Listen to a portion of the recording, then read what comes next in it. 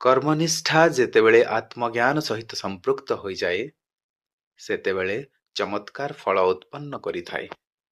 ବ୍ୟକ୍ତି ଅନେକ ଉନ୍ନତ ହୋଇଯାଏ। ଜୈତବନର ନଗର ଶ୍ରେଷ୍ଠ ସୀମକ ଖୁବ୍ କୃପଣ ବୋଳାଉଥିଲେ। ଏହି ଦୁର୍ଗୁଣ ଯୋଗୁଁ ସେ ନିଜର ପୁଅ ବୋହୂଙ୍କ ପାଖରୁ ସମ୍ମାନ ପାଉନଥିଲେ। ସେହି ସମୟରେ ଆଚାର୍ଯ୍ୟ ମହୀଧର ବେଦର ଭାଷ୍ୟ ପ୍ରଣୟନ କଲେ। ବୌଦ୍ଧ ଧର୍ମର ପ୍ରଭାବକୁ ପ୍ରତିହତ କରିବା ଉଦ୍ଦେଶ୍ୟରେ ଆଚାର୍ଯ୍ୟ ମହୀଧର ବେଦ ଭାଷ୍ୟକୁ ଘରେ ଘରେ ପହଞ୍ଚାଇବା ପାଇଁ ଆଗ୍ରହୀ ଥିଲେ, କିନ୍ତୁ ଧନ ଅଭାବରୁ ତାହା ସମ୍ଭବ ହୋଇପାରୁନଥିଲା। ଦିନେ ଖବର ମିଳିଲା ଯେ ସୀମକ ନିରୁଦ୍ଦେଶ୍ୟ ହୋଇଯାଇଛନ୍ତି ଏବଂ ତାଙ୍କ ସହିତ ତାଙ୍କ ସମ୍ପଦ ମଧ୍ୟ ଉଭେଇ ଯାଇଛି।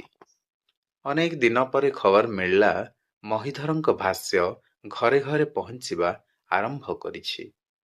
ଯେଉଁ ବ୍ୟକ୍ତି ସେ ଭାଷ୍ୟ ପ୍ରକାଶନର ଦାୟିତ୍ୱ ନେଇଥିଲେ, ସେ ନିଜର ନାମ ପ୍ରକାଶ କରିନଥିଲେ, କିନ୍ତୁ ତାଙ୍କର ଆକୃତି ପ୍ରକୃତିର ସାମଞ୍ଜସ୍ୟ ଥିଲା ସୀମକଙ୍କ ସହିତ। ଯୁଗଶକ୍ତି ଗାୟତ୍ରୀ, ଅଗଷ୍ଟ 1994, ପୃଷ୍ଠା ସଂଖ୍ୟା 20।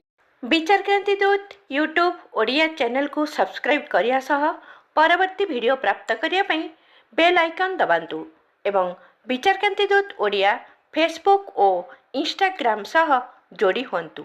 ଧନ୍ୟବାଦ।